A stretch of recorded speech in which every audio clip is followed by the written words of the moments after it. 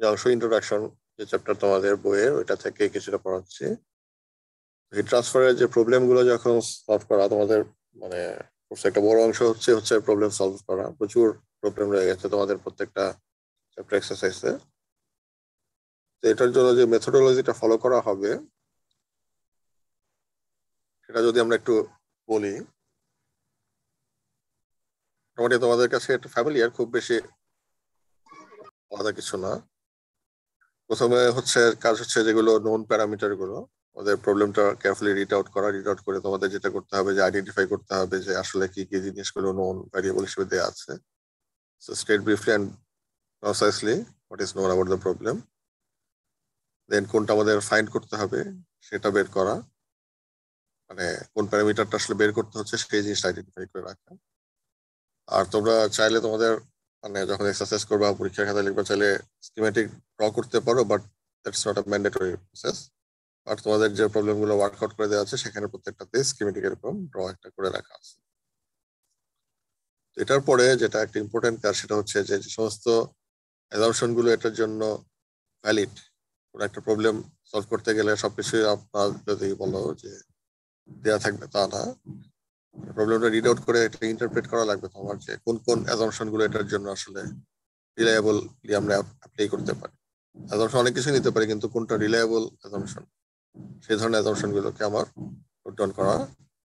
দেন যে প্রপার্টি গুলো আমাদের মেজার করতে হবে, যদি আমাদের কন্ডাক্টিভিটি লাগে বা কোনো এরকম প্রপার্টি ভ্যালু বের করতে হয়, কখনো এটা হয়তো বা মেনশন করে দেওয়া থাকতে পারে, অথবা এমন হতে পারে যে তোমার কোনো একটা প্রত্যেকটা তোমাদের যে টেক্সট বুক গুলো আছে তোমাদের এই টেক্সট বুকের পিছনে দেখবা যে ফিজিক্যাল প্রপার্টিস বিভিন্ন সলিড ম্যাটেরিয়ালে যেগুলো হয়, লিকুইডের হয়, সবগুলোরই দেওয়া আছে। সো কে এর ভ্যালু, এইচ এর ভ্যালু এগুলো অনেক সময় আমাদের টেবুলার ফর্ম থেকে বের করে নিয়ে আসা লাগে। আর লাস্ট যেটা সেটা হচ্ছে যে অ্যানালিসিস করা, অর্থাৎ আমি কোন রেট ইকুয়েশনটা এখানে অ্যাপ্লাই করব, কোন ল গুলো এখানে আমরা ইউজ করবো, কোন ইকুয়েশন এখানে আমার মানে স্টেপ বাই স্টেপ ইউজ করলে আমরা আমাদের রেজাল্টটা পাবো, সেই জিনিসটা পুট ডাউন করা। আর অনেক প্রবলেমের শেষে দেখবা যে কমেন্ট করার ব্যাপার থাকে তোমাদের, মানে পরীক্ষার জন্য বলে রাখতেছি যে যদি আমি মেনশন করে না দিই, মানে কোশ্চেনের মধ্যে যদি মেনশন না করা থাকে যাতে মানে এই মানে রেজাল্টের উপর বা কোনো কিছুর উপর কমেন্ট করো, তাহলে তোমাদের পরীক্ষার খাতায় কমেন্ট না করলেও চলবে, ঠিক আছে। বাট যদি এটা মেনশন করা থাকে অবশ্যই কমেন্টটা করতে হবে। কমেন্টটা ইউজুয়ালি করা হয় তোমার মানে তোমার থিওরির সাথে যদি কোনো জায়গায় ভ্যারিয়েশন থাকে বা যে অ্যাজাম্পশন গুলো নিচ্ছ সেই অ্যাজাম্পশনের মধ্যে যদি তোমার মানে কিছু ফাঁক ফোকর থেকে যায়, ওই জিনিসগুলো এই ডিসকাশনের মধ্যে তখন উল্লেখ করার ব্যাপার থাকে। তো তোমাদের বইয়ের উদাহরণ দিয়ে শুরু করি। প্রথম যে এক্সাম্পল যেটা আছে ওটা হচ্ছে wall of N industrial furnace. আমার কথা শোনা না গেলে বইলো, ঠিক আছে, যদি কারো প্রবলেম হয় একটু বলবা। The wall of an industrial furnace is constructed from 0.15 meter thick fire clay brick. ওদের ফার্নেস সম্বন্ধে আইডিয়া আছে, ফার্নেস তোমরা হয়তো ইউজও করছো, পার্টিকুলারলি যখন মানে ল্যাবে ওয়ার্ক করছো, কেমিস্ট্রি ল্যাবে করে আসছো। তোমাদের এই টার্মেও বোধহয় তোমরা মানে ল্যাব করবা, একটা অ্যানালিসিস ল্যাব, সেখানেও তোমরা ফার্নেস ইউজ করবা। তো ফার্নেসের যে মানে মেইন জিনিস সেটা তো জানোই, ফার্নেসের ভিতরে কি থাকে, হিটের একটা সোর্স থাকে। হিটটা যাতে বাইরে বের না হতে পারে এই জন্য যেটা করা হয় যে মানে একটা প্রোটেক্টিভ লাইনিং থাকে, সেই লাইনিংটার মেইন কাজটা কি হবে, যাতে তোমার ভিতরে যে হিটটা আছে হিটটা যাতে এনভায়রনমেন্টে মানে স্বতঃস্ফূর্তভাবে বের না হয়ে আসতে পারে, একটা বাধা থাকে, বাধার কারণে হিটটা কনফাইন থাকবে within the interior of the furnace, তাই তো। তো এখানে কোন ধরনের ম্যাটেরিয়াল আসলে ইউজ করা বেটার, যদি তুমি চাও যে হিটটা বাইরে বের না হয়ে আসে অর্থাৎ হিট ট্রান্সফারটা ইনহিবিট হোক, কোন ধরনের ম্যাটেরিয়াল তোমরা সিলেক্ট করবে আসলে? ইনসুলেটর। ইনসুলেটর। এখন ইনসুলেটর গুলো আসলে ইউজুয়ালি ওদের যে ম্যাটেরিয়াল ক্লাসিফিকেশনের মধ্যে কোন ক্লাসের মধ্যে পড়ে বেশিরভাগ? সিরামিক্স। সিরামিক জাতীয় জিনিসপত্র, তাই তো। ওটাই আর কি। এখানেও তোমার যেটা বলা হচ্ছে এখানে একটা ফায়ার ক্লে ব্রিক, তোমরা যখন রিফ্লেক্টরি পড়বা তখন মানে এটা আরো ডিসকাস করবা, আরো ভালোভাবে পড়বা। তো ফায়ার ক্লে ব্রিকও এক ধরনের সিরামিক্স টাইপের জিনিস যার ইনসুলেটিভ প্রপার্টি আছে, দেখতেই পাচ্ছ এটার থার্মাল কন্ডাক্টিভিটি কম্পারেটিভলি আসলে লোয়ার থেকে 1.7 ওয়াট পার মিটার কেলভিন। মেটালের ভ্যালু আসলে তোমার মানে ডিজিট ওয়াইজ যদি চিন্তা করো 100 টাইমস হয়ে যায় অনেক ক্ষেত্রে। সো এরকম একটা ব্রিক দিয়ে আমরা লাইনিং করতেছি এবং মেজারমেন্ট যখন করা হচ্ছে এখানে একটা কন্ডিশনের কথা উল্লেখ করা আছে, সেটা বলা হচ্ছে স্টেডি স্টেট অপারেশন। তোমরা স্টেডি স্টেট অপারেশন কি কোথায় পড়ে আসছো? তারপরে হচ্ছে স্টেডি স্টেট, ইকুইলিব্রিয়াম, এগুলো পড়ে আসার কথা। সো স্টেডি স্টেট কন্ডিশন বলতে আসলে আমরা কোন কন্ডিশনকে বুঝি? টাইম ইনভ্যারিয়েন্ট একটা অবস্থা। টাইম ইনফিনিট, অর্থাৎ আমি যদি ভ্যারিয়েবল হিসেবে টাইমকে ইন্ডিকেট করি, এটার কোনো এফেক্ট আসলে তোমার যে মানে যে ফাংশনটা নিয়ে আমরা কাজ করতেছি বা যে প্রপার্টি নিয়ে কাজ করছি সেখানে এটার কোনো এফেক্ট থাকবে না, অর্থাৎ টাইমের সাথে ভ্যালু চেঞ্জ হবে না। এখানে আমার যে ভ্যালুটা আমরা কথা বলতেছি সেই ভ্যালুটা আসলে টেম্পারেচার, কারণ measurement made during steady state. যখন আমরা বলি স্টেডি স্টেট বলতে আসলে বোঝায় যে টেম্পারেচারটা টাইমের সাথে সাথে কি ইনভ্যারিয়েন্ট। সো যদি টাইমের সাথে টেম্পারেচার চেঞ্জ না হয় সেক্ষেত্রে আমরা স্টেডি স্টেট বলি, আর যদি টাইমের সাথে সাথে টেম্পারেচার চেঞ্জ হয় তখন সেটাকে আমরা কি বলতে পারি? Time variant. Time variant. এটাকে আসলে নন স্টেডি স্টেটও অনেক সময় বলা হয়। আরেকটা টার্ম তোমরা দেখবা, সেটা বলে ট্রানজিয়েন্ট। টাইমের সাথে যদি টেম্পারেচার চেঞ্জ হয় সেটাকে আমরা বলি ট্রানজিয়েন্ট স্টেট। ঠিক আছে, এই দুইটা স্টেট তোমাদের এই বইয়ের মধ্যে দেখবা যে অনেক জায়গায় তোমার দেয়া থাকবে। আর যদি মানে ধরো এই জিনিসটা কোনো প্রবলেম মেনশন না করা থাকে, এখানেই তোমার অ্যাজাম্পশনের ব্যাপারটা আসবে। তোমার প্রবলেম দেখে তোমাকে আইডেন্টিফাই করতে হবে যে এটা আসলে মানে স্টেডি স্টেট দেওয়াটা ফ্লেক্সিবল নাকি তোমার ট্রানজিয়েন্ট স্টেট দেওয়া ফিজিবল। এই জিনিসটা তোমাকেই ইন্টারপ্রেট করতে হবে স্টাডি করে প্রবলেমের ভিতরে অন্যান্য ইনফরমেশন থেকে তোমাকে এটা বের করতে হবে। তো স্টেডি স্টেট কন্ডিশন এখানে বলাই আছে। স্টেডি স্টেট কন্ডিশন যদি হয় সেক্ষেত্রে আমার ফার্নেসের যে interior temperature certainly it will be higher, সেটা বলছে 1400 কেলভিন, বাইরেরটা 1150 কেলভিন আউটার সারফেস। তো কোশ্চেন হচ্ছে what is the rate of heat loss through a wall that is 0.5 metre and 1.2 metre, অর্থাৎ তোমার এখানে মানে লেন্থ আর উইডথ দিয়ে দেওয়া আছে। এ ধরনের একটা যদি ওয়াল হয় সেক্ষেত্রে কতটুকু আমার রেট অফ হিট লস হবে। সেখানে নোন প্যারামিটার গুলো যদি বলো, এখানে স্টেডি স্টেট কন্ডিশনটা বলা আছে, তার সাথে সাথে প্রেসক্রাইব করে দেওয়া আছে ওয়ালের থিকনেস 0.15 মিটার। যে এরিয়া দিয়ে হিট ট্রান্সফার হচ্ছে সেই এরিয়াটা কি হবে, সেটা কোন এরিয়াটা? 0.5 ইন্টু 1.2। 1.2। এখানে খেয়াল রাখবা যে মানে আমরা যখন মানে গত ক্লাসেই বলে আসছিলাম যে হিট ট্রান্সফারের ডিরেকশন আর হিট ট্রান্সফারের এরিয়া, এই দুটার রিলেশনটা কিরকম? Perpendicular to the direction of the perpendicular, heat. তাই তো? ওই জিনিসটা আমাদের সবসময় মাথায় রেখে খেয়াল রাখবা যে এটা যাতে এনশিওর হয়। এছাড়া থার্মাল কন্ডাক্টিভিটি ভ্যালু এখানে দেওয়া আছে, সারফেসের টেম্পারেচার গুলো দেওয়া আছে, বের করতে বলছে আসলে হিট লস, তাই তো? এখন আমরা যদি মানে ইকুয়েশন গুলোতে যাই, এর আগের যে ইকুয়েশন গুলো বলে আসছিলাম কন্ডাকশনের ক্ষেত্রে, এটা হচ্ছে তোমার যে ফুরিয়ার্স ল, এখানে আমার দেওয়া আছে হিট ফ্লাস্কের যে equation q double prime x is equals to minus k d T by d x, তাই তো? সো এখানে কিউ এক্স ডাবল প্রাইম যেটা হচ্ছে ওয়ান ডাইমেনশনাল হিট ফ্লাস্ক, এবং হিট ফ্লাস্কের ইউনিট হচ্ছে ওয়াট পার মিটার স্কোয়ার, অর্থাৎ heat transfer rate in X direction per unit area. আর যদি এখান থেকে আমার হিট রেটটা বের করতে চাই, হিট রেট বের করার জন্য আমরা যেটা ইউজ করি সেটা হচ্ছে এই heat rate by conduction in one dimensional direction যদি বলি, এটা কিউ এক্স ইন ওয়াট, এটা হচ্ছে হিট ফ্লাস্কের সাথে এরিয়াটাকে আমার গুণ দিতে হবে। তো আমার এখানে আসলে যদি বের করতে চাই, আমরা এখানে আসলে কোনটা আমাকে বের করতে বলছি এই প্রবলেমের মধ্যে? Heat rate heat rate. Q x. তার মানে প্রথমে তোমাকে হিট ফ্লাক্সটা বের করতে হবে, দেন হিট ফ্লাক্সটাকে আমরা এরিয়া দিয়ে যদি গুণ দিই সেক্ষেত্রে আমরা হিট রেটটা পেয়ে যাবো, তাই তো? তো এই জিনিসগুলো মাথায় রাখবা যে আসলে তোমার কোন জিনিসটা চাচ্ছে।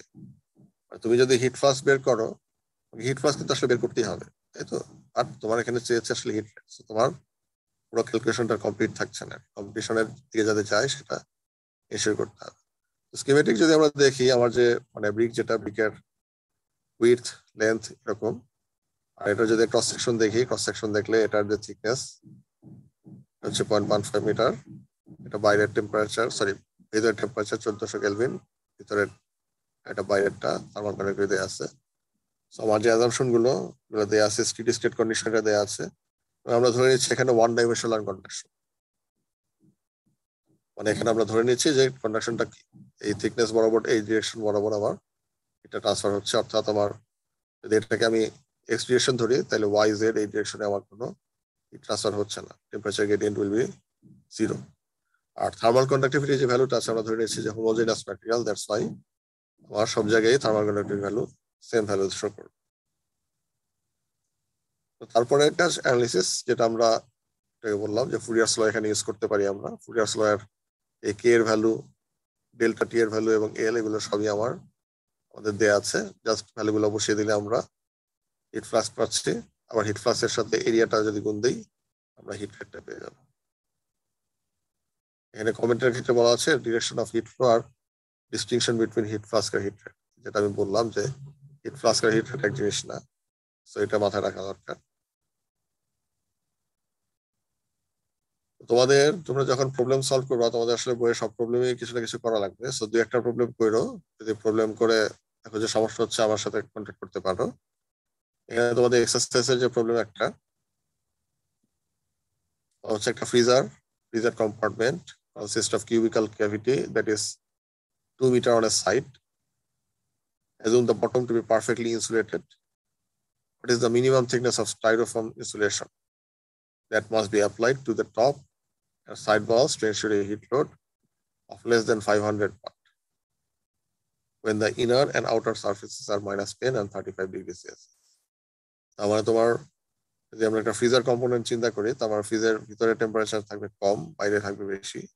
তো এই ধরনের সিচুয়েশন যদি হয় তার মানে ব্যাপারটা হচ্ছে যে এখানে হিট ট্রান্সফারটা আসলে কি হচ্ছে, বাইরে থেকে তোমার কি ভিতরের দিকে যাওয়ার কথা, তাই তো? জি স্যার। এখন তার মানে আমার যদি এটা মানে এটাকে যদি মিনিমাইজ করতে হয় তার মানে আমাকে উল্টা কাজটা করতে হবে আর কি। তার মানে আমাকে এখানে হিট লোড একটা মানে অ্যাপ্লাই করার একটা ব্যাপার থাকবে, এবং এখানে হিট লোডের কথা কতটুকু লাগবে, হিটের রেট সেটা এখানে মেনশন করে দেওয়া আছে 500 ওয়াট, তাই তো? সো আমার যদি মানে নোন প্যারামিটার গুলো এখানে দেখি, আর এখানে জিওমেট্রিক্যাল শেপটাও এখানে ইম্পর্টেন্ট। মানে দেখো এখানে যে ফিগারটা দেওয়া আছে, ফিগারটা যদি আমরা স্টাডি করি, মানে এখানে আসলে টোটাল সারফেস থাকবে কয়টা, এরকম যে আমার যে লাইনিং দেওয়া,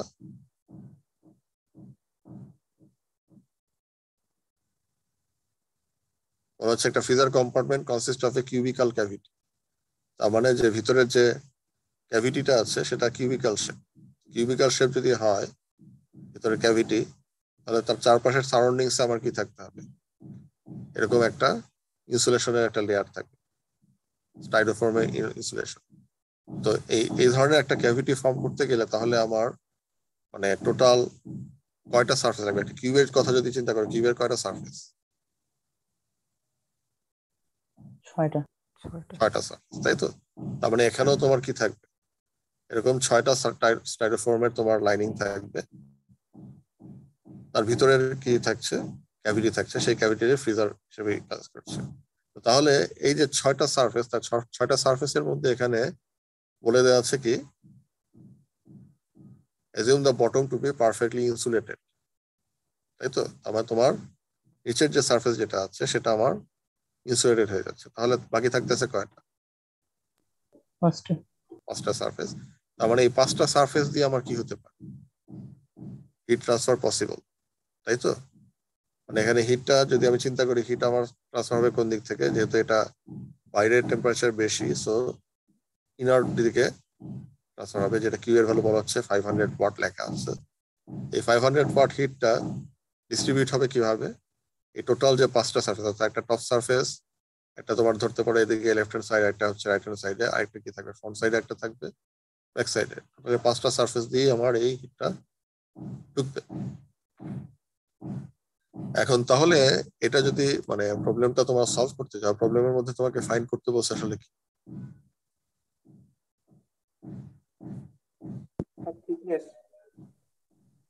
থিকনেস অফ স্টাইরোফোম ইনসুলেশন। অর্থাৎ আমার এই যে এই ফিগার থেকে যদি বলো যে এল এর ভ্যালুটা বের করতে বলছে, তাই তো? এখন মানে তুমি যদি খেয়াল করে দেখো এখানে থার্মাল কন্ডাক্টিভিটি দেয়া আছে, এর ডাইমেনশন গুলো কিন্তু দেয়া আছে। আমার যে মানে প্রত্যেকটা সাইড যেটা ওয়ালের মানে এরিয়াটা কতটুকু হবে বলা হচ্ছে 2 মিটার অন এ সাইড। তার মানে আমার এদিকে লেন্থ যদি 2 মিটার হয়, আমি যদি ওয়াই ডিরেকশনে যাই, এটাকে ধরলাম ওয়াই আর এটাকে ধরলাম জেড, ওয়াই ধরলাম 2, তাহলে জেড ডিরেকশনে আমার এটার মানে যে উইডথটা কত হবে? 2 হবে, তাই তো? তার মানে আমার প্রত্যেকটা সারফেস এরিয়া হচ্ছে আসলে কত? 4 মিটার স্কয়ার, তাই তো? এরকম 4 মিটার স্কয়ার টোটাল 5টা আমার সারফেস আছে, এই সারফেসের ভিতর দিয়ে আমার হিটটা ট্রান্সফার হচ্ছে। তার মানে আমার এখানে অ্যাজাম্পশন গুলো দেখো, এটা হচ্ছে পারফেক্টলি ইনসুলেটেড বটম, এবং আমার এখানে ধরে নিচ্ছি আমরা one dimensional conduction. One dimensional কন্ডাকশনটা হচ্ছে 5টা ওয়াল দিয়ে, প্রত্যেকটা সারফেস এরিয়া হচ্ছে 4 মিটার স্কয়ার। কন্ডিশনটাকে আমরা এখানে স্টেডি স্টেট কন্ডিশন ধরতেছি, এটা কি আসলে ফ্লেক্সিবল নাকি ভুল হবে?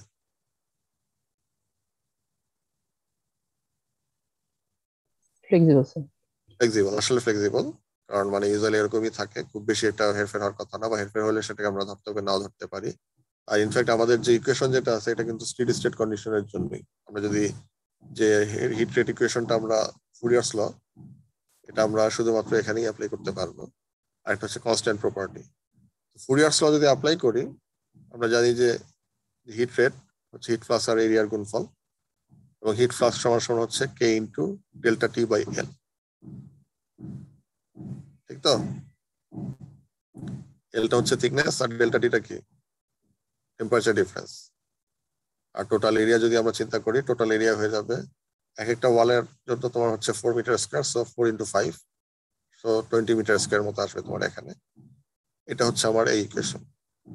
এখান থেকে আমার যেটা করা লাগবে, যেহেতু আমার এল এর ভ্যালুটা বের করা লাগবে, এলটাই আননোন, এলটাকে আমরা লেফট হ্যান্ড সাইডে যদি নিয়ে যাই, আমার কিউটাকে আমরা চাইলে এই পাশে নিয়ে আসতে পারি। কিউ এর ভ্যালু আমাদের নোন 500 ওয়াট, সো এখান থেকে আমরা এটা সলভ করতে পারি। ডেল্টা টির ভ্যালু আসবে 35 আর -10, এখান থেকে আমরা এল এর ভ্যালু পাচ্ছি 54 মিলিমিটার। কিন্তু এখানে যে জিনিসটা তোমাদের খেয়াল রাখার বিষয়, আমরা এখানে যে অ্যাজাম্পশনটা নিচ্ছি এটা বলতেছি ওয়ান ডাইমেনশনাল মানে কন্ডাকশন, তাই তো? ওয়ান ডাইমেনশনাল কন্ডাকশন এটাকে যদি আমরা বলি, খেয়াল করে দেখো, তার মানে মানে যদি ডিরেকশনটা চিন্তা করি, ডিরেকশনটা আসলে কোন দিক?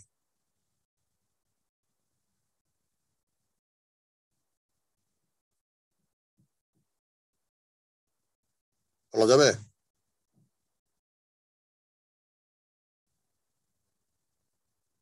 চেক করে দেখো, মানে আমার যদি এই সারফেসে আমি আসি, সারফেসে হিটটা ট্রান্সফার হচ্ছে কোন দিকে? বাইরে থেকে এই দিকে, ভিতর দিকে, তাই তো? আমি যদি এটাকে ধরতে পারি যে এটা কি ওয়ান ডাইমেনশন কি ধরা যায়? ক্রস সেকশন হলে ধরা যায় স্যার। ক্রস সেকশন, এই ক্রস সেকশনের জন্য ধরা যায়। একইভাবে এখানেও তোমার হচ্ছে কি, ডিরেকশনটা আসলে রিভার্স, বাট তোমার যদি এক্সিস চিন্তা করো, এক্সিস কিন্তু একটাই, ঠিক কিনা? জি স্যার। একটা এক্সিস, এমনকি তুমি উপরেও যদি যাও, তুমি এখন বলতে পারো যে এটা যদি এক্স হয় এটা ওয়াই হওয়ার কথা, বাট এখানেও তোমার এক্সিস একটা, দুইটা এক্সিস বরাবর কিন্তু আমার ট্রান্সফার হচ্ছে না, তাই তো? আমরা যদি ইন্ডিভিজুয়াল 5টা সারফেসকে আমরা যদি স্টাডি করি, প্রত্যেকটার জন্যই এরকম একটা এক্সিস পাবো, সো ওয়ান ডাইমেনশনাল বলা যায়।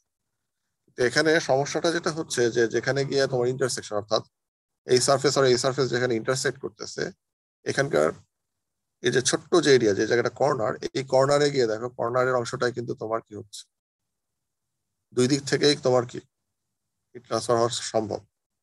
ফিগার দেখে কি মনে হয়? এই অংশটা দেখো সম্ভব কিনা।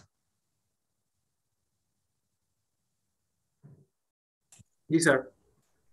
তো এরকম তোমার ধরো যে কর্নার গুলো আছে, প্রত্যেকটা কর্নারে এরকম ধরো খুব স্মল এরিয়া থাকবে, যে জায়গাটাতে কি হবে, 2 ডাইমেনশনাল কন্ডাকশন পসিবল। তো এই কারণে তোমার যে রেজাল্ট আমরা যেটা পাচ্ছি, আমরা আমরা ধরে নিচ্ছি যেহেতু আমার ওয়ান ডাইমেনশনাল, আমরা রেজাল্ট পাচ্ছি এখানে ওয়ান ডাইমেনশনাল এর জন্য। তো 2 ডাইমেনশনাল হওয়ার কারণে যদি আমরা 2 ডাইমেনশনাল মানে কন্ডাকশন চিন্তা করি, সেক্ষেত্রে এই ভ্যালুটা কি হয়ে যাবে, কিছুটা হলেও কিন্তু আসলে চেঞ্জ হবে। তো এটাই বলতে, the corners will cause local departures from one dimensional conduction and a slightly larger heat loss. So তার মানে আমার হিট লসটা আসলে আরেকটু বেশি হওয়ার কথা। এরপর একটা প্রবলেম দেখো, আমরা যেহেতু ধরো আমরা সবাই ডিভাইস ইউজ করি, ডিভাইসের ক্ষেত্রে তোমাদের বইয়ের মধ্যে মানে বেশ অনেক কিছু প্রবলেম আছে যেগুলো তোমার ইলেকট্রনিক ডিভাইসের চিপ নিয়ে, চিপের ভিতর থেকে যে তোমার হিটটা ডিসিপেটেড হয়, একটা বড় প্রবলেম চিপ ডিজাইনের। ওটার সাথে রিলেটেড। এখানে বলা হচ্ছে যে একটা স্কোয়ার সিলিকন চিপ, সিলিকন চিপের থার্মাল কন্ডাক্টিভিটি ইজ নোন, এটার উইডথ তো known 5 metre on a side, যেহেতু স্কোয়ার তার মানে এটার দুই পাশেই তোমার উইডথ হচ্ছে 5/5, তো এরিয়া এখান থেকে আমরা বের করতে পারি। থিকনেস বলা হচ্ছে 1 মিলিমিটার। এই চিপটাকে মাউন্ট করা হচ্ছে একটা সাবস্ট্রেটের উপরে এমন ভাবে যে এটার যে সাইড, অর্থাৎ চিপের মাউন্টের যে এই চারটা সাইড, এই চারটা সাইড এবং বটম পোর্শন মানে এগুলো বলা হচ্ছে একরকম ভাবে, অর্থাৎ insulated, side and back surface আর ইনসুলেটেড। আর ফ্রন্ট সার্ফেস যেটা, এটার উপর দিয়ে আমরা একটা কুল্যান্ট ফ্লুইডের মতো ফস করাচ্ছি যাতে করে হিটটা এদিক দিয়ে চলে যায়। তো এখন বলা হচ্ছে যে 4 watt are being dissipated in circuits mounted to the back surface of the chip. What is the steady state temperature difference between back and front surface? তার মানে আমার ব্যাক সার্ফেস এবং ফ্রন্ট সার্ফেসের টেম্পারেচার ডিফারেন্স বের করতে বলছে। Heat loss যেটা সেই ভ্যালুটা দেওয়া আছে, এরিয়াও বলা আছে।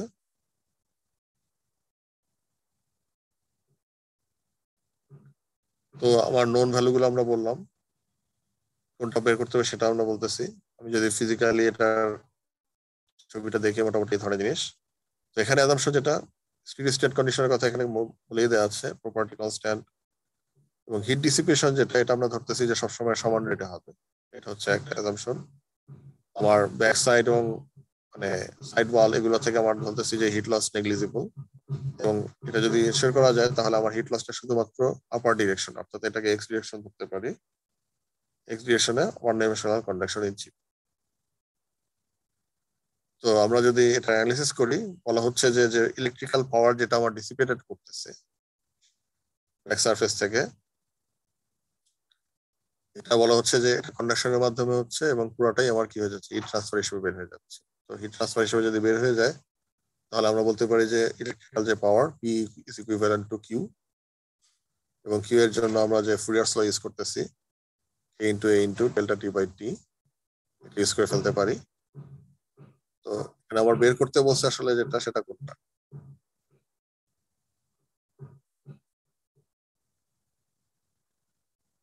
বের করতে বলছে আমার ডেল্টা টি, তাই তো? ডেল্টা টি যদি আমি বের করতে চাই সেক্ষেত্রে আমি কি করতে পারি, আমার যে লেফট হ্যান্ড সাইডের ডেল্টা টি নিয়ে আসতে পারি, জাস্ট ম্যাথমেটিক্যাল অপারেশন, বাদ বাকি সব জিনিস তোমার মোটামুটি তোমাদের জানা। এবং এখানে যদি ভ্যালুটা দেখো, মানে আমার যে মানে এই ইকুয়েশনটা ডেল্টা টি আমাদের বের করতে বলছে আসলে কোন temperature drop across the chip, এটাই আমার বের করতে বলছে, তাই তো? সরি,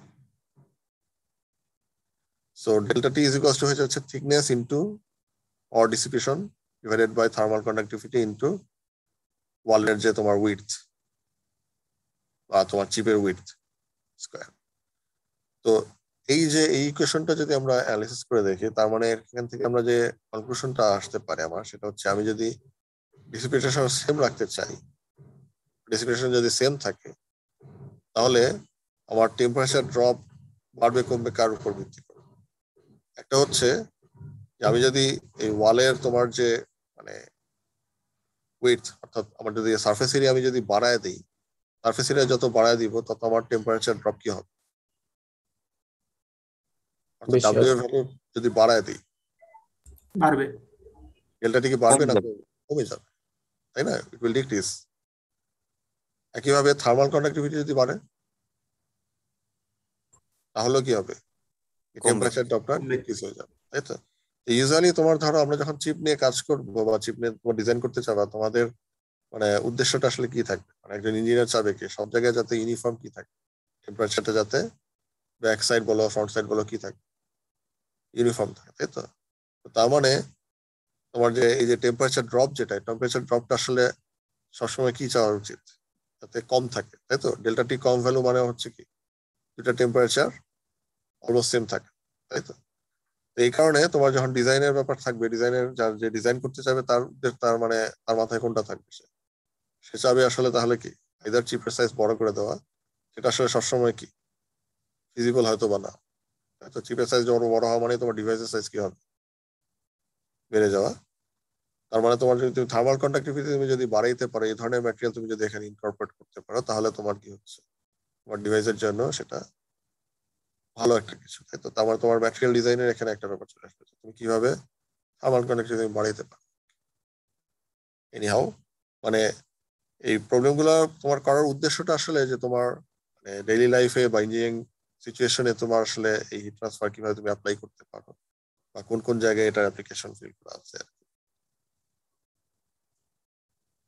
এরপরের যে টপিক সেটা কনভেকশন, আলাদার মোড অফ হিট ট্রান্সফার। এবং এটা বলা হয় যে এটা দুইটা মেকানিজম এখানে ইনভলভ। যখন কন্ডাকশন বলছি সেটা মেনলি ছিল হচ্ছে র্যান্ডম মলিকুলার মোশনের কারণে, যেটা আমরা বলি ডিফিউশন। এটা এখানেও present, energy is transfer due to random molecular motion.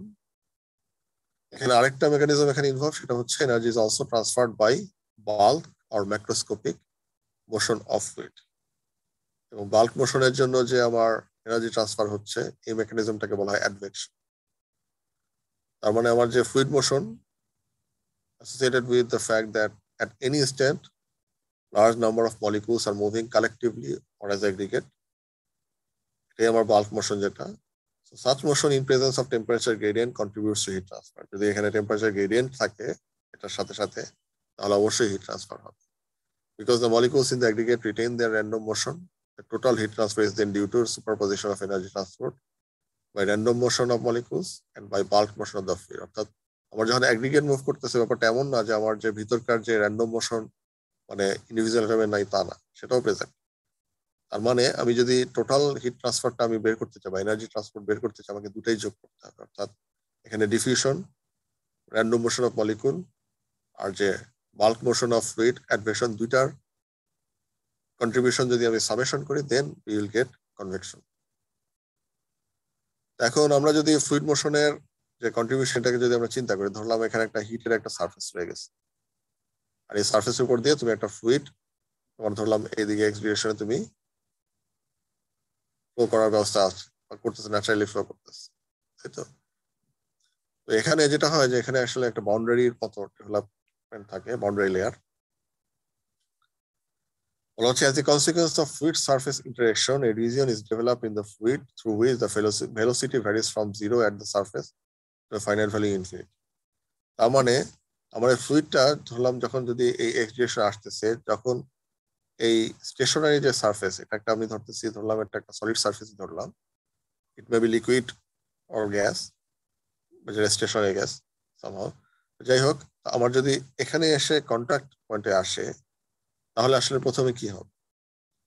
যখনই একটা মুভিং জিনিস একটা স্টেশনারি জিনিসের কাছে এসে তোমার হিট করবে, সে আসলে কি বাধা পাবে, হিন্ড্রেন্স আসবে।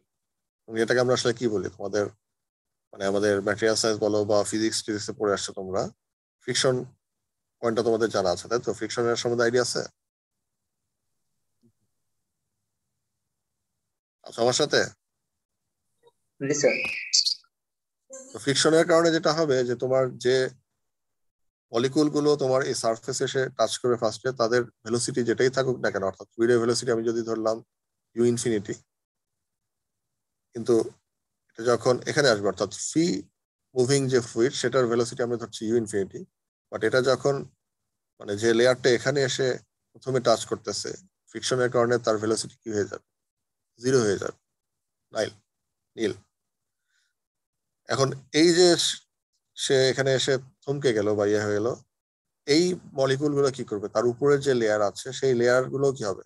এই লেয়ার গুলো এসে পরবর্তী যে লেয়ার যেটা আছে, অর্থাৎ যেটা এখানে টাচ করছে তার উপরের লেয়ার, এই লেয়ারটা কি হবে? এই লেয়ারটা এখানে এসে আবার বাধা পাবে। তো যেটা হচ্ছে যে তোমার দেখবে যে একটা লেয়ারের মতো থাকবে, অর্থাৎ একদম এটা এক্স এর ওয়াই এর ভ্যালু যদি জিরো হয়, আমি যদি এটাকে ওয়াই ডিরেকশন ধরি, ওয়াই এর ভ্যালু যদি এখানে এক্স এর ভ্যালু যখন জিরো, সরি উল্টা বললাম, ওয়াই এর ভ্যালু যখন জিরো, তখন এই ভেলোসিটিটা এখানে জিরো হচ্ছে। কিন্তু একদম তোমার যদি ওয়াই এর ভ্যালু তুমি একটা লেয়ারের বাইরে চলে যাও, বাউন্ডারি লেয়ারের বাইরে যাও, যেখানে ফ্রিলি মুভ করতেছে, যেখানে তোমার এই ফ্রিকশন বা অন্যান্য ফোর্স গুলো কাজ করছে না, সেখানে ভেলোসিটিটা থাকবে কি ইউ ইনফিনিটি, একটা ফাইনাইট ভ্যালু বলতেছে ইউ ইনফিনিটি। আর ইন বিটুইন দিস এই জিনিসটা গ্র্যাজুয়ালি এখান থেকে এখানে যখন যাচ্ছি বাড়বে। উল্টা বললে যত তুমি নিচের দিকে আসবা ফ্রি ভেলোসিটি থেকে টুয়ার্ডস সারফেস, ভেলোসিটিটা কমতে থাকবে। এই যে রিজনটা ক্রিয়েট হচ্ছে, এই রিজনটাকে আমরা বলতেছি হাইড্রোডাইনামিক লেয়ার অথবা ভেলোসিটি বাউন্ডারি লেয়ার। ওদের ফ্লুইড মেকানিক্স বোধহয় কোর্সে করা আছে, ওখানে হয়তো এটা কিছুটা পড়বো এই ধরনের জিনিসপত্র। তো এটা হচ্ছে তোমার ভেলোসিটির ব্যাপার স্যাপার। এখন যদি কোনো কারণে তুমি বলো যে তোমার এই সারফেসের temperature TS is higher then T infinity, এই ধরনের সিচুয়েশন যদি হয়, সেক্ষেত্রে আমরা একটা টেম্পারেচার ডিস্ট্রিবিউশনে পাবো ওয়াই অ্যাক্সিস বরাবর। সেটা কিরকম? সেটা হচ্ছে there will be region of fluid through which the temperature varies from Ts, অর্থাৎ y এর ভ্যালু যখন 0 তখন সারফেসে যেহেতু আছে সারফেসের টেম্পারেচারটা থাকবে Ts। আর তুমি যদি y এর ভ্যালু মোটামুটি একটা সার্টেন রেঞ্জের বাইরে চলে যাও, বাউন্ডারি লাইনের বাইরে যাও, সেখানে যেটা আমাদের ফ্লুইড আছে, ফ্লুইডের যে value sorry temperature T infinity সেটাই প্রিভেল করবে। বাট ইন বিটুইন এই এই রিজনের মধ্যে টেম্পারেচার এরকম একটা ডিস্ট্রিবিউশন পাবো। অর্থাৎ টেম্পারেচার আস্তে আস্তে যতই তুমি সারফেসের কাছে কাছে আসবা সেটা বাড়তে থাকবে। উল্টা হয়ে বললে সারফেস থেকে যত তুমি উপরের দিকে যাবা ফ্লুইডের কাছাকাছি, সেখানে তোমার টেম্পারেচার কমতে থাকবে।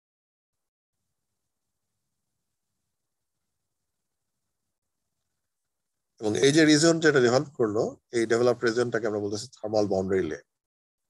এবং থার্মাল বাউন্ডারি লেয়ার আর যে ভেলোসিটি বাউন্ডারি লেয়ার, দুইটা লেয়ার আমরা পাচ্ছি। এই দুটা সমান হতে পারে, বাট ইউজুয়ালি যেটা হয় স্মলার বা লার্জার হয় একটা থেকে আরেকটা। তো যেটাই কেস হোক না কেন, যদি আমার সারফেসের টেম্পারেচার এবং ফ্লুইডের টেম্পারেচার ভ্যারি করে, সেক্ষেত্রে আমার কনভেকশন হিট ট্রান্সফার হবে, will occur from surface to outer. আর কনভেকশন হিট ট্রান্সফারের মোড যেটা is sustained both by random molecular motion and by bulk motion of the fluid within the boundary layer, যেটা একটু আগে বললাম। অর্থাৎ বাল্ক মোশন এখানে কন্ট্রিবিউট করছে, র্যান্ডম মলিকুলার মোশনও কন্ট্রিবিউট করছে।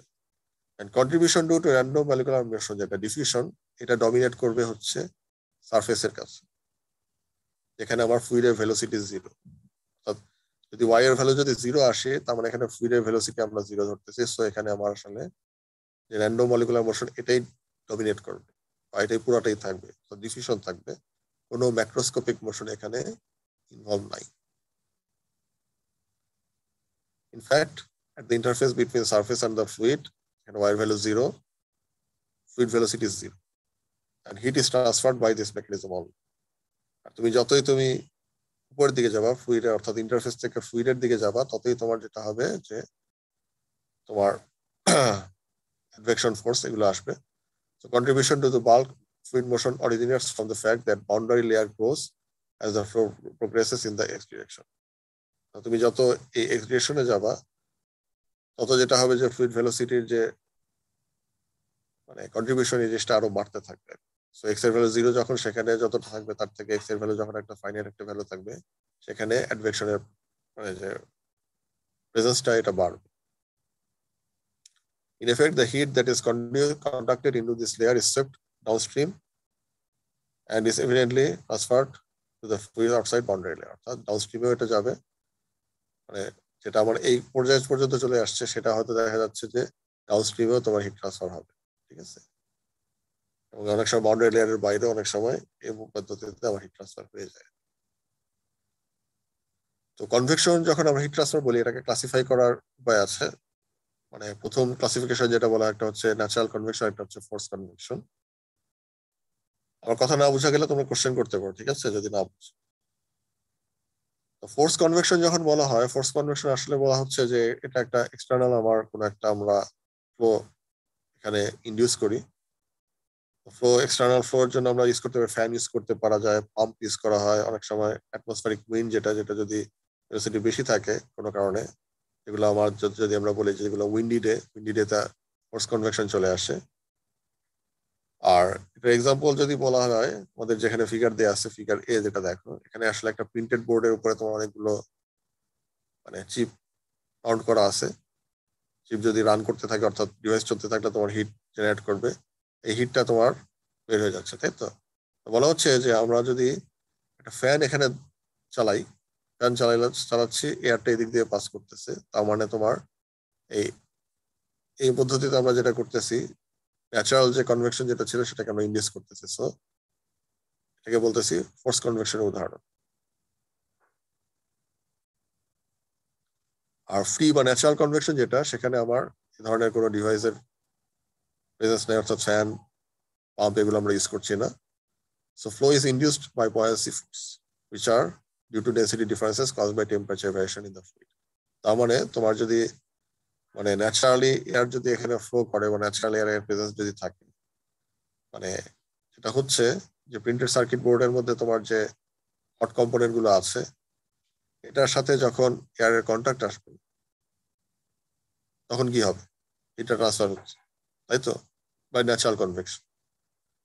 তো এখন যে এয়ারটা আসতেছে, এয়ারের একটা লেয়ার হচ্ছে বলতেছি আমরা এই প্রিন্টেড যে বোর্ড গুলো আছে চিপের সাথে কন্ট্যাক্টে আসছে, কিন্তু এই এয়ারের মলিকুল গুলো যদি চিন্তা করি, এয়ার মলিকুল কি হচ্ছে, একটা লেয়ারের উপর একটা লেয়ার আছে।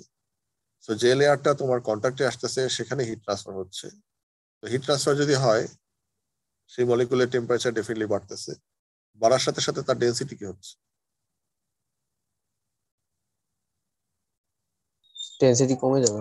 ডেন্সিটি কমে যাবে। তো ডেন্সিটি কমে যাওয়া মানেই হচ্ছে তার মধ্যে কি থাকবে, সে চাবে কোন দিকে যেতে, মানে এয়ারের যদি তোমার মানে তুমি যদি চিন্তা করো একটা ধরো একটা হট ডে, গরমের দিনে তোমার ধরো মানে মাটি গরম হয়ে আছে, সেই মাটির কাছাকাছি তোমার যদি এয়ারটা আসে, অ্যাটমসফিয়ার এয়ার গরম হয়ে গেলে এই এয়ারটা কি চাবে, কি করতে, তার মানে ন্যাচারাল মানে ফেনোমেনাটা কি হওয়া উচিত, সে গরম হয়ে যাচ্ছে, তার ডেন্সিটি কমে যাচ্ছে, সে কি যাবে, আপওয়ার্ড ডিরেকশনে সে মুভ করতে যাবে। সে যদি আপওয়ার্ড ডিরেকশনে মুভ করে তাহলে ভিতরে যে ভ্যাকেন্ট জায়গাটা, এই ভ্যাকেন্ট জায়গাটা কে নিবে, কোল্ড এয়ার। কোল্ড এয়ার, যেটা উপরের লেয়ার যেটা ছিল সেই লেয়ারটা কি হয়ে যাবে, নিচে নেমে আসবে। সো এই ফোর্সটা যখন অ্যাপ্লিকেবল হচ্ছে বা এই ধরনের সিচুয়েশন অ্যাপ্লিকেবল হচ্ছে, সেটাকে আমরা বলতেছি natural convection, density difference caused by temperature variation in the fluid. An example is the free convection heat transfer that occurs from hot components on a vertical array of circuit boards on the earth. অর্থাৎ আমরা যদি এমনি এমনি ফেলে রেখে দিই তাহলে এই নর্মাল এয়ার যেটা আসবে সেটা এখানে সেই ধরনের কাজ করবে। So air that makes contact with components experiences an increase in temperature and hence in reduction in density. Since it is now lighter than the surrounding air, buoyancy forces induce a vertical motion for which warm air ascending from the board is replaced by an inflow of cooler ambient air. তার মানে আমার যেটা hot air সেটা উপরের দিকে যাচ্ছে, আর তোমার যে অ্যাম্বিয়েন্ট আশেপাশের যে কুল এয়ার আছে সেটা ওই যে জায়গাটা ভ্যাকেন্ট হচ্ছে সেখানে সে চলে আসতেছে। যখন চলে আসবে তার মানে সে আবার কি হচ্ছে, সে আবার তোমার এই হট কম্পোনেন্টের কন্ট্যাক্টে আসছে, দ্যাটস ওয়াই এই জিনিসটা রিপিটেডলি হইতেই থাকবে। So while we have presumed pure force convection in figure 1.5a, অর্থাৎ আমরা এটাকে আমরা বলতেছি এটা হচ্ছে পিওর ফোর্স কনভেকশন, এটাকে ধরতেছি পিওর ন্যাচারাল কনভেকশন। আসলে মিক্স কনভেকশন আসলে হয় তোমার পিওর হওয়ার চান্স কম্পারেটিভলি কম, কারণ ন্যাচারাল কনভেকশন এটা আসলে সবসময় প্রেজেন্ট, তাই তো। এখন মিক্স কখন বলবো বা ফোর্স কখন বলবো, এখানে আমার যদি এই যে ফ্লো যেটা হচ্ছে এয়ার ফ্লো হচ্ছে বাই মিনস অফ ফ্যান, আমি ফ্যানের স্পিড যদি খুব লোয়ার এন্ডে রাখি তাহলে যেটা হবে যে আমার এই যে বয়েন্সি ফোর্সের যে কোয়ান্টিটি আর এই ফোর্সড যে ফ্লো এটার যে আমার কোয়ান্টিটি, এই দুইটার মানে কন্ট্রিবিউশন মে বি সেম, অথবা এমনও হতে পারে যে বয়েন্সি ফোর্সের থেকে আমার এই ফোর্স ফ্লো এর কন্ট্রিবিউশন কমও হতে পারে যদি আমার এই স্পিডটা আমি কমায় রাখি। তো সেক্ষেত্রে আমরা বলতে পারি যে এখানে দুইটা কন্ট্রিবিউশনই থাকে। তো সেক্ষেত্রে আমরা বলবো দ্যাটস এ মিক্সড কনভেকশন, অর্থাৎ সেখানে ফোর্স বা ন্যাচারাল কোনোটাই না, মিক্সড। কিন্তু যদি আমার এটার ভেলোসিটি আমি এমন ভাবে বাড়াই দিই যে বয়েন্সি ফোর্সের থেকে এটার ফোর্সটা অনেক বেশি, সেক্ষেত্রে আমার বয়েন্সি ফোর্সের কন্ট্রিবিউশন এতটাই কমে যাবে যে ওটাকে নেগলেক্ট করতে পারি, দেন we can call it forced convection. একইভাবে এখানেও বয়েন্সি ফোর্সের সাথে আমরা যদি এই দিক দিয়ে একটা ফ্যান লাগাই দিই, আমরা বললাম যে আমার বোর্ড আছে, বোর্ডের নিচে আমি একটা ফ্যান লাগাই দিচ্ছি, তাহলে কি হবে, আমি এটাকে অ্যাসিস্ট করতেছি। তো সেক্ষেত্রেও আমার কি হবে, আমরা বলতে পারি এটা মিক্সড কনভেকশনের দিকে আমরা যেতে পারি। For example, if velocity associated with the flow of figure 1.5 are small or buoyancy forces are large, a secondary flow that is comparable to impulse force flow could be induced. ঠিক আছে,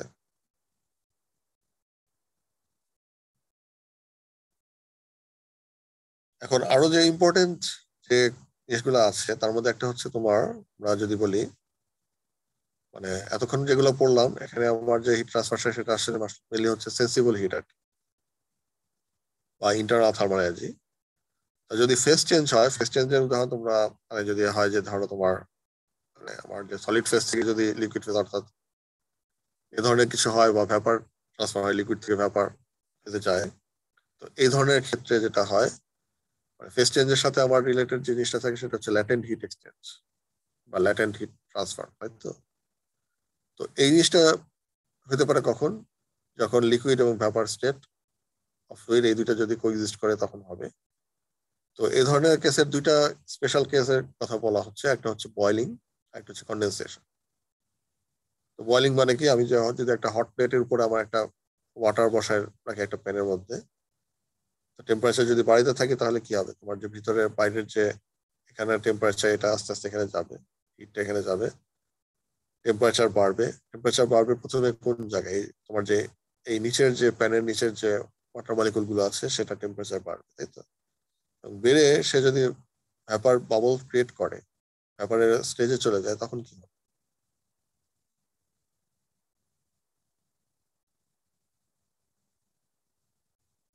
তোমরা পানি গরম করলে কি হয় আসলে? তোমরা যদি জিনিসটা ফিজিক্যালি অবজার্ভ করে দেখো, পানি যখন গরম হয় আমরা আসলে কি দেখি? একটা তোমার ধরো একটা প্যানের মধ্যে তুমি পানি গরম করতেছো,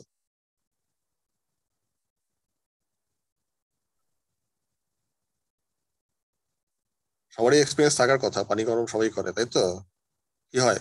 স্যার স্যার বয়েল হয়, টেম্পারেচার ইনক্রিজ করে খাবারের, খাবার এরপর বসে থাকে boil হয়ে- আমরা যদি ধরো মলিকুলের যদি মুভমেন্ট দেখতে চাই, আমরা খালি চোখে কি দেখি আসলে কি হচ্ছে? নিচের দিকের পানিগুলো উপরের দিকে উঠতে থাকে। পানিটা উঠে নাকি তোমার বাবল ফর্মে, তোমার হ্যাঁ, বাবল ফর্মে আর কি। বাবল ফর্ম, অর্থাৎ ভ্যাপার বাবল ক্রিয়েট হয়। এখানে ট্রান্সফারটা খেয়াল করে দেখবা যে আসলে যেটা হচ্ছে যে ভ্যাপার ফর্ম করতেছে তোমার নিচে যে জায়গায় তোমার হিটের সোর্সটা আছে সেখানে। এই ভ্যাপারটা আলটিমেটলি কি হচ্ছে, সে কিন্তু মুভ করে উপরের দিকে চলে আসছে। তার মানে এখানে হিট ট্রান্সফারটা কিন্তু তোমার হচ্ছে বাই মিনস অফ ভ্যাপার, ভ্যাপারটাই তোমার উপরের দিকে চলে আসছে এবং সে হিটটা ক্যারি করে নিয়ে আসছে। আবার কন্ডেনসেশনে যদি উদাহরণ দেওয়া যায়, এখানে দেখো এখানে কন্ডেনসেশনের উদাহরণ দেওয়া আছে। আমরা যদি একটা স্টেশনে একটা পাইপ নেই, পাইপের ভিতর দিয়ে কোল্ড এয়ার বা কোল্ড ওয়াটার ফ্লো করি, তার মানে তোমার সার্ফেসটা কি হয়ে যাবে, কোল্ড হবে, তাই তো? এখন তোমার শীতকালে এই জিনিসটা তোমরা ভালো মতো দেখবা যে সকালবেলা শিশিরের ব্যাপারটা এটা সাথে ইনক্লুডেড। পাইপের ক্ষেত্রেও দেখবা মেটালিক যদি কোনো পাইপ থাকে তার মধ্যে দিয়ে যদি ঠান্ডা পানি তুমি ফ্লো করো, দেখবা যে যে এয়ারটা আছে, এয়ারটা আমরা জানি যে এয়ারের মধ্যে কি থাকে, জলীয় বাষ্প থাকে, ময়েস্ট এয়ার, তাই তো বেশিরভাগই। তো এই এয়ারের ভিতর দিয়ে যদি এমনি ফ্লো করে, জলীয় বাষ্পর যে তোমার ধরো পার্শিয়াল প্রেশার, তার কারণে সে হয়তো as a vapour, say vapour হিসেবে থাকছে। বাট যদি কোনো কারণে সে এই পাইপের কন্ট্যাক্টে আসে, তখন কি হয়?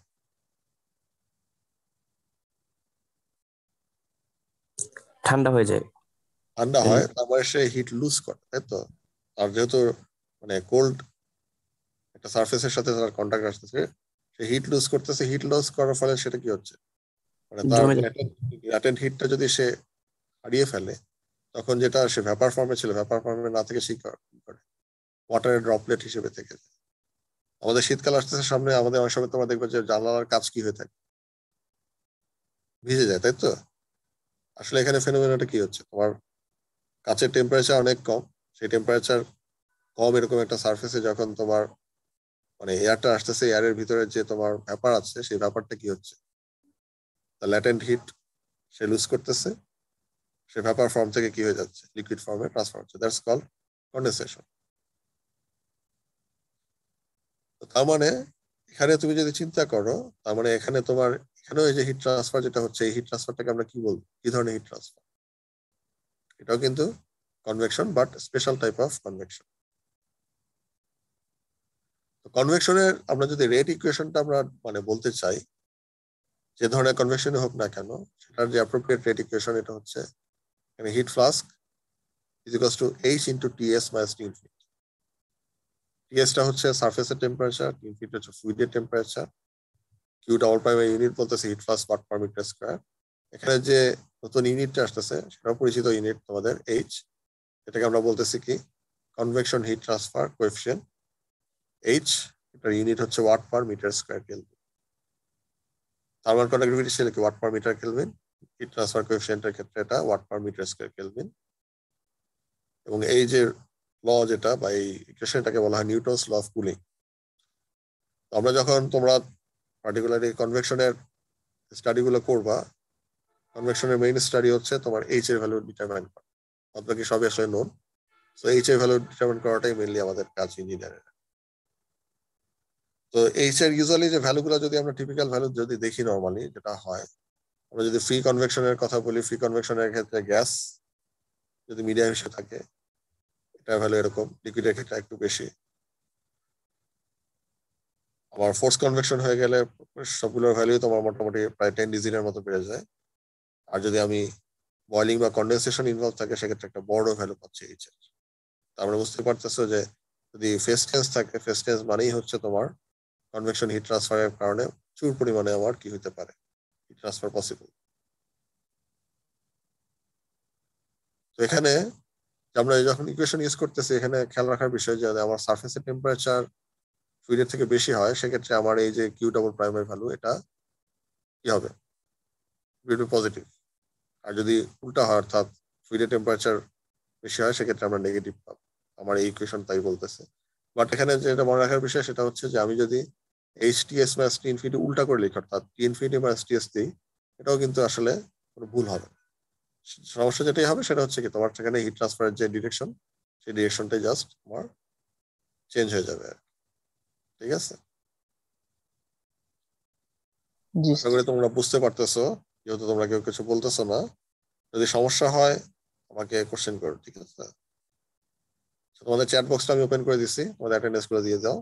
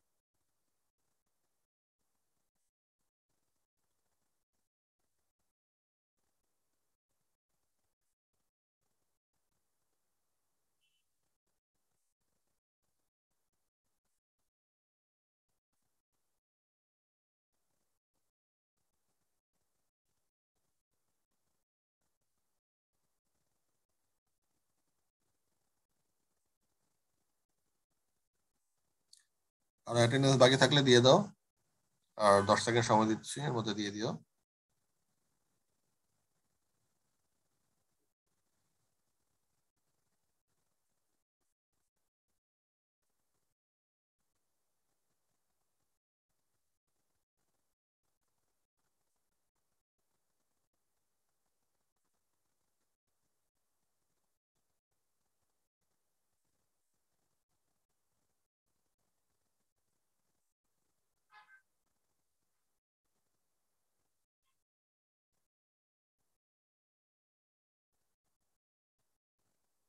ঠিক আছে, মনে হয় সবার দেওয়া হয়ে গেছে। ভালো থেকো সবাই।